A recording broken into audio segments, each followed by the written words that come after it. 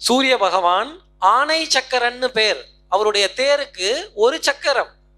7 குதிரைகள் பூட்டிய தேரில் அவர் வலம் வருவார்.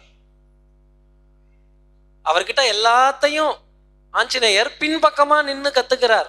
பின்னாடி நடந்து வந்தே கத்துக்கிறார். இப்ப முடிச்சாச்சு. குரு தட்சணை கொடுக்க வேண்டிய நேரம். ஆஞ்சநேயர் கேட்கிறார், உங்களுக்கு என்ன குரு தட்சணை தரட்டும்? நீங்க வித்த சொல்லி கொடுத்தீங்களே, உங்களுக்கு என்ன குரு தட்சணை வேணும்?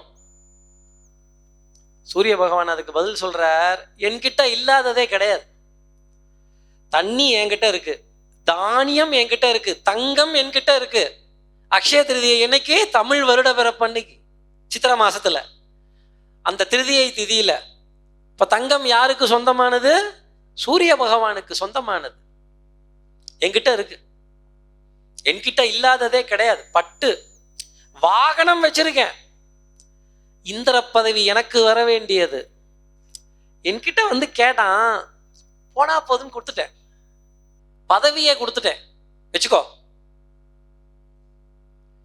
இல்ல, நான் உங்களுக்கு ஏதாவது ஒரு குருதட்சணை கொடுக்கணும். எனக்கு ஒரு குறை.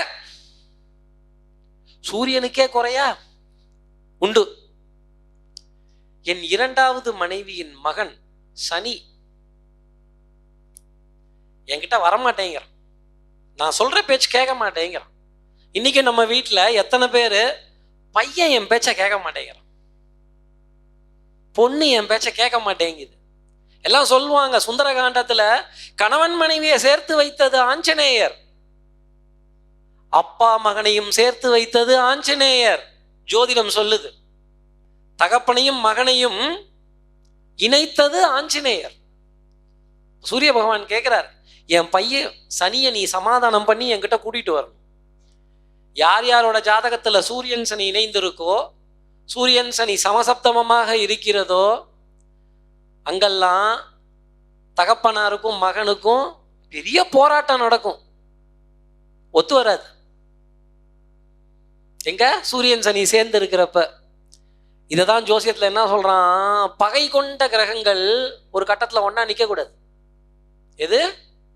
நேர் எதிர்மறை தன்மைகள் கொண்ட கிரகங்கள் ஒரு ஜாதகத்துல ஒன்னா இருக்கக்கூடாது. அந்த ஜாதகன் கஷ்டப்படுவான்.